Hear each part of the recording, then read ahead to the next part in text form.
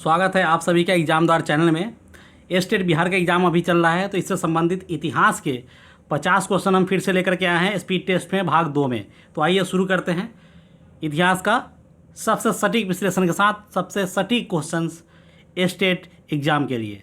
अगर आप हमारे चैनल पर नए हैं और अभी तक सब्सक्राइब नहीं किए हैं तो सब्सक्राइब कर लीजिए और साथ ही बेल आइकन यानी घंटी को ज़रूर दबा लीजिए, ताकि हम जब भी वीडियो डाल रहे हैं आपको पता चलता रहे कि वीडियो आ गई है, ताकि आप बिना टाइम गवाए अपनी तैयारी अच्छे से कर सके, वीडियो को देख सके। ये सारे क्वेश्चन इतने क्रीम में आपके एग्जाम में 100 से मैच करेंगे, तो जितना हो सके वीडियो को बार बार देखिए, दोस्तों को भी शेयर कीजिए और सब्सक्राइब करना ना भूलिए चैनल को। तो आइए शुरू करते हैं फटाफट। इतिहास का क्वेश्चन है ये, क्वेश्चन नंबर 51 से शुरू है, 50 क्वेश्चन का सीरीज है ये। चलिए, किस गवर्नर जनरल का नाम राज्य हड़प नीति डॉक्ट्रिन ऑफ लैप्स के नाम से जाना जाता है? वो गवर्नर जनरल का नाम बताना है, तो उसका सही उत्तर है लॉर्ड डलहौजी। लॉर्ड डलहौजी को डॉक्ट्रिन ऑफ लैप्स के नाम से जाना जाता है, राज्य हड़प नीति के नाम से। निम्नलिखित में से कौन एक ब्रिटेन का राजा नहीं था? ब्रिटेन का राजा नहीं था, तो देखिए हेनरी 5 था, एडवर्ड 2 था, विक्टोरिया। तो रेड वाल्ड जो थे ये ब्रिटेन के राजा नहीं था, ठीक है। तो सही उत्तर है ऑप्शन नंबर 4। बढ़ते हैं आगे। निम्नलिखित में से किसने 1857 के विद्रोह के कारणों का विश्लेषण करते हुए अंग्रेजों तथा मुसलमानों के बीच मेल मिलाप की वकालत की थी? तो इसका सही उत्तर है सैयद अहमद खां। सैयद अहमद खां मेल मिलाप की वकालत की थी। चलिए बढ़ते हैं आगे। लॉर्ड माउंटबेटन द्वारा 15 अगस्त के दिन भारत को सत्ता हस्तांतरण का क्या आधार था? किस किसके आधार पर उनने सत्ता का हस्तांतरण किया था? तो इसका सही उत्तर है एडमिरल माउंटबेटन के समक्ष जापानी सेना के समर्पण की वर्षगांठ होने के कारण। चलिए बढ़ते हैं नेक्स्ट। 1927 में ब्रुसेल्स में दलित राष्ट्रवादियों की कांग्रेस में राष्ट्रीय कांग्रेस की ओर से किसने भाग लिया था? 1927 में ब्रुसेल्स में दलित राष्ट्रवादियों के कांग्रेस में राष्ट्रीय कांग्रेस की ओर से किसने भाग लिया था? और इसका सही उत्तर है जवाहरलाल नेहरू ने भाग लिया था। उसमें जवाहरलाल नेहरू ने भाग लिया था। चलिए बढ़ते हैं नेक्स्ट। निम्नलिखित में से कौन विश्व विरासत सूची में शामिल नहीं है? तो शामिल नहीं है तो पटना का महावीर मंदिर इसमें शामिल नहीं है, जबकि शामिल जो है वो खजुराहो है, हम्पी है, ताजमहल है, लेकिन पटना का महावीर मंदिर शामिल नहीं है। अमेरिकी संघ का 50वां राज्य बनाने के लिए संयुक्त राज्य अमेरिका ने अलास्का किस देश से खरीदा था? तो अलास्का को उसने रसिया से खरीदा था।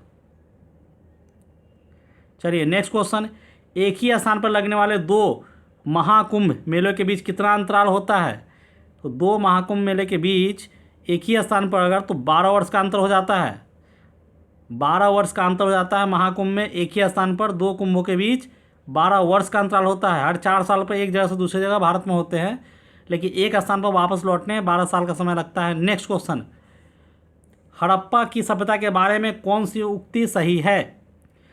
चलिए कौन सी उक्ति सही है? तो उन्हें अश्वों की जानकारी थी, ये गलत है। गाय उनके लिए पवित्र थी, ये भी गलत है। उनने पशुपति का सम्मान करना आरंभ कर दिया था, ये सही है उक्ति। ऑप्शन नंबर 3 ये सही है। चलिए नेक्स्ट बढ़ते आगे। त्रिपिटक धार्मिक ग्रंथ है किसका? त्रिपिटक जो धार्मिक ग्रंथ है वो जैन बौद्धों का है। त्रिपिटक जो है बौद्धों का धार्मिक ग्रंथ है त्रिपिटक। बढ़ते हैं आगे। चलिए नेक्स्ट। चंद्रगुप्त मौर्य के दरबार में भेजा गया यूनानी राजदूत कौन था? तो मेगास्थनीज था। चंद्रगुप्त मौर्य के दरबार में भेजा गया यूनानी राजदूत जो था वो मेगास्थनीज था चंद्रगुप्त मौर्य के दरबार में। चलिए आगे बढ़ते हैं। इलाहाबाद के स्तंभ में किसकी उपलब्धियां उत्कीर्ण हैं? इलाहाबाद के स्तंभ में किसकी उपलब्धियां उत्कीर्ण की गई है? तो समुद्रगुप्त की है इलाहाबाद। इलाहाबाद प्रशस्ति लेख जो है समुद्रगुप्त से संबंधित है। इलाहाबाद के स्तंभ में समुद्रगुप्त की उपलब्धियां उत्कीर्ण की गई है। चलिए बढ़ते हैं नेक्स्ट। चालुक्य राजा पुलकेशिन द्वितीय को किसने पराजित किया था? नरसिंह वर्मन प्रथम ने पराजित किया था। याद रखने वाला क्वेश्चन है। चालुक्य राजा पुलकेशिन द्वितीय को नरसिंह वर्मन प्रथम ने पराजित किया था। चलिए बढ़ते हैं आगे।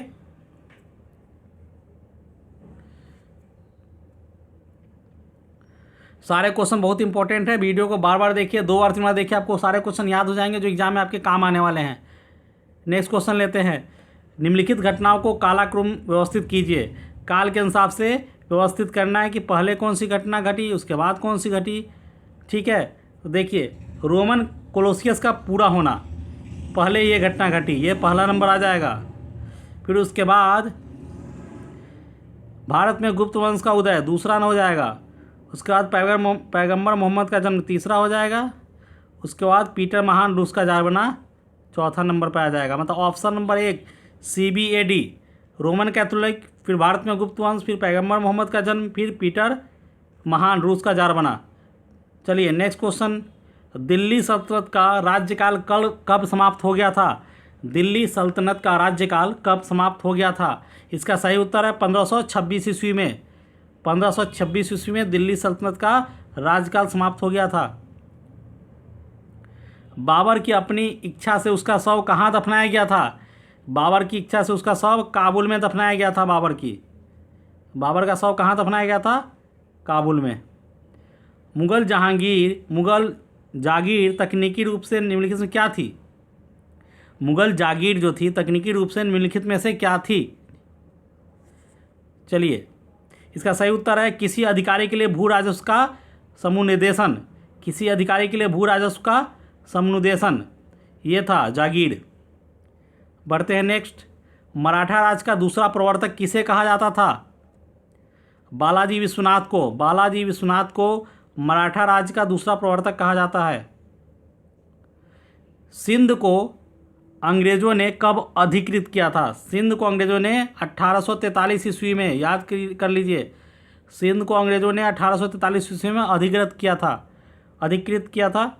भारतीय फिल्म जगत में स्टंट क्वीन के नाम से इनमें से किसे जाना जाता है? नाडिया को स्टंट क्वीन के नाम से जाना जाता है। नाडिया, भारतीय फिल्म जगत में स्टंट क्वीन के नाम से नाडिया को जाना जाता है।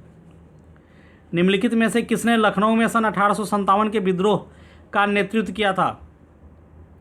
हजरत महल ने किया था। लखनऊ में हजरत महल ने 1857 का विद्रोह का नेतृत्व जो है लखनऊ में हजरत महल ने किया था 1857 ईस्वी में।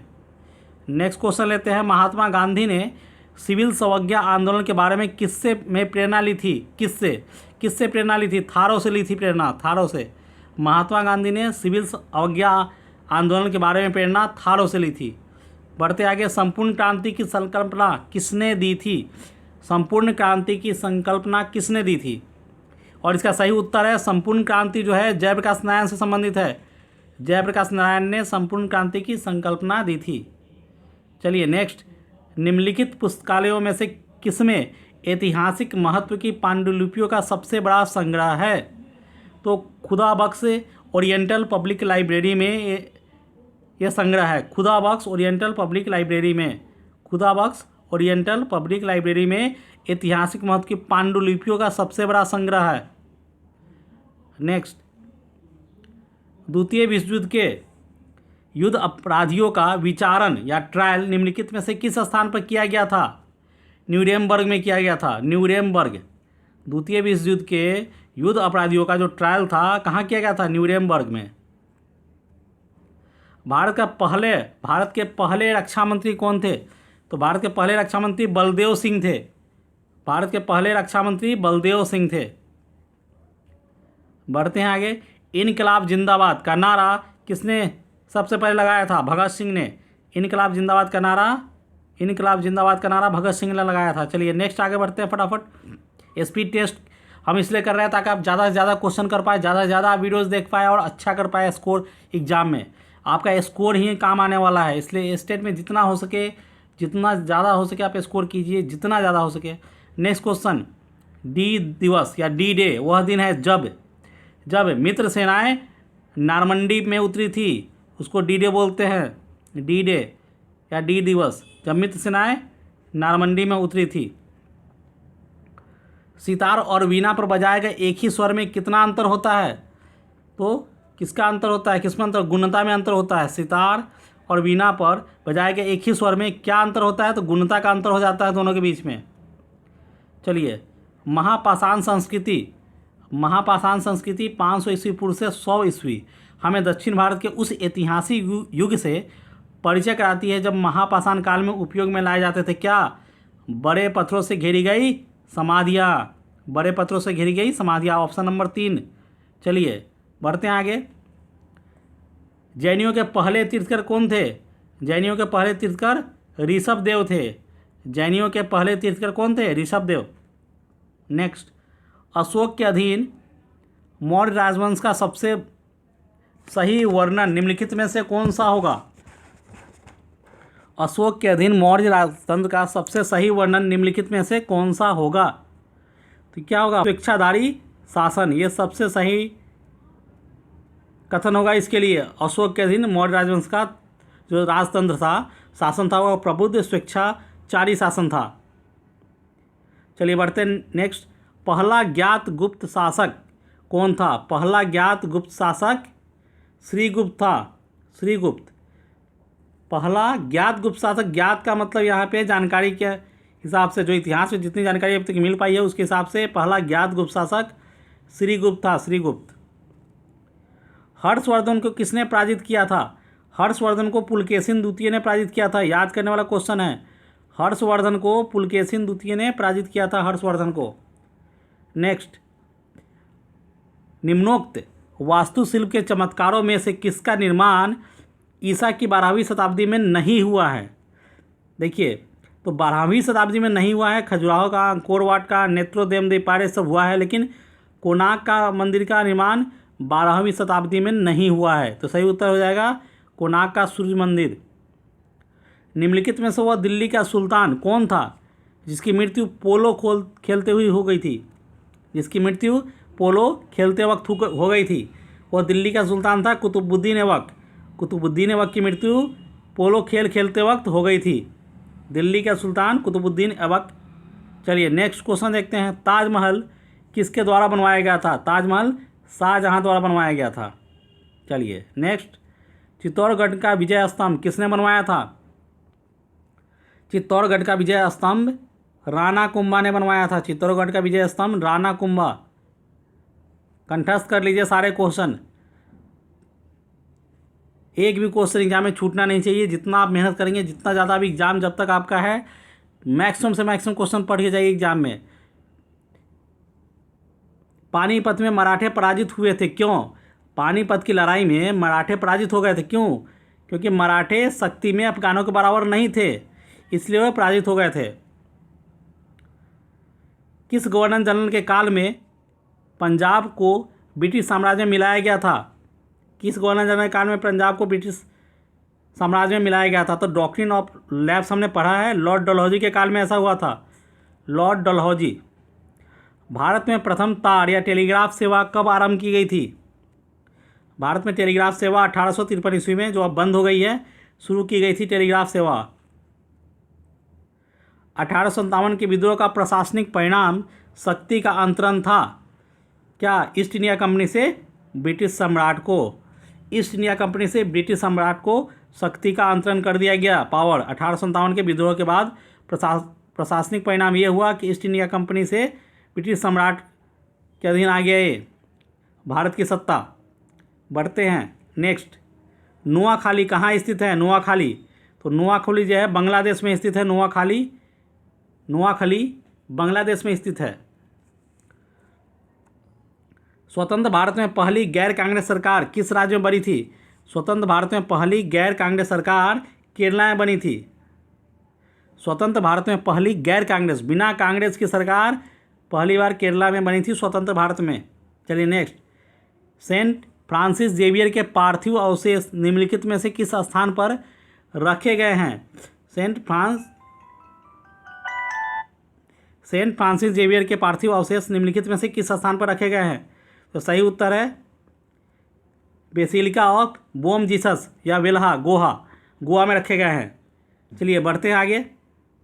फ्रांसीसी क्रांति ने किसकी शिक्षाओं से प्रेरणा प्राप्त की, फ्रांसीसी क्रांति ने किसकी शिक्षाओं से प्रेरणा प्राप्त की थी, तो रूसो की शिक्षाओं से प्रेरणा प्राप्त की थी। फ्रांसीसी क्रांति ने किसकी शिक्षाओं से प्रेरणा प्राप्त की? तो रूसो की शिक्षाओं से। सही उत्तर है इसका रूसो। कबीर हिंदी की किस स्थानीय भाषा में लिखते थे? कबीर हिंदी की किस स्थानीय भाषा में लिखते थे? तो कबीर अवधी भाषा में लिखते थे। माफ़ कीजिएगा, बीच में 1-2 कॉल आ जा रहे हैं। कबीर हिंदी की किस स्थानीय भाषा में लिखते थे? तो अवधी की भाषा में लिखते थे। बढ़ते आगे, धातु में से बने सिक्के सबसे पहले प्रकट हुए थे। धातु से बने सिक्के सबसे पहले प्रकट हुए थे। ये सिक्के कहाँ प्रकट हुए थे? बुद्ध के काल में प्रकट हुए थे। बुद्ध के काल में सबसे पहले धातु के बने सिक्के प्रकट हुए थे। बढ़ते हैं क्वेश्चन 99 की तरफ। राजस्थान में माउंट आबू पर दिलवारा मंदिर का निर्माण निम्नलिखित में से किस धर्म के अनुयायियों द्वारा किया गया था?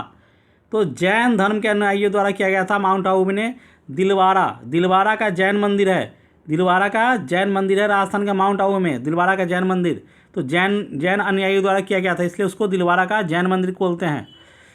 और आज का लास्ट क्वेश्चन जो 100 क्वेश्चन है इस वीडियो का, अशोक की प्रशासनिक नीति में भारी परिवर्तन किस घटना से आया था? अशोक की प्रशासनिक नीति में भारी परिवर्तन किस घटना से आया था? और इसका मैं ऑप्शन आपको दिखा रहा हूँ।